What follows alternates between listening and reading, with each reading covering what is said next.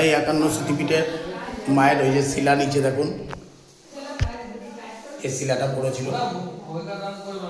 আর এই মায়ের মূর্তি, এখানে মাকে দুর্গা রূপে পূজিত করা আছে দেখুন।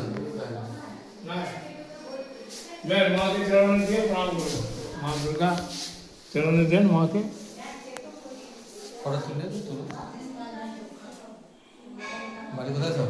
আচ্ছা, বলছি এখানে মায়ের কি পড়েছিল? এখানে মায়ের দুটো ভুরুর মধ্যস্থল মন, এই জায়গাটা মনপ্পাত ও মহিষামর্দিনী দুর্গা।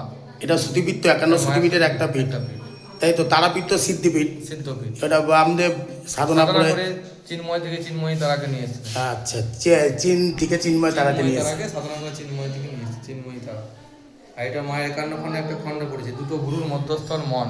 ওই সিংহাসন নিচে যে গর্ত দেখছেন, ওই শিলাটা শিলার নিচে পিছনে দেখুন গর্ত আছে, হ্যাঁ, গর্তের মধ্যে মায়ের খণ্ডটা পড়েছে। দেখুন দুটো সিংহাসন নিচে শিলার পিছনে একটা গর্ত আছে। হ্যাঁ, শিলার পিছনে গর্ত আছে একটা। ওই গর্তের মধ্যে মায়ের খণ্ডটা পড়েছে। মায়ের আসল শিলা হচ্ছে ওটা।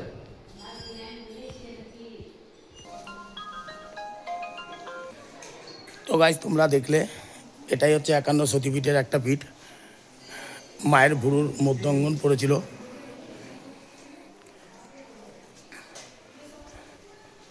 তোমাদের ভিডিওটা কিরম লাগলো কমেন্ট করে জানিও, আর অবশ্যই এটা সাবস্ক্রাইব করো, পাশে থাকা বেল বাটন অন করে দিল।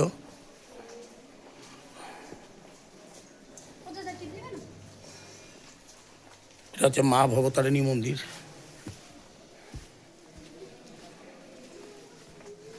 আর এটাকে বলা হয় শ্বেতগঙ্গা। এর জলটা পুরো গরম।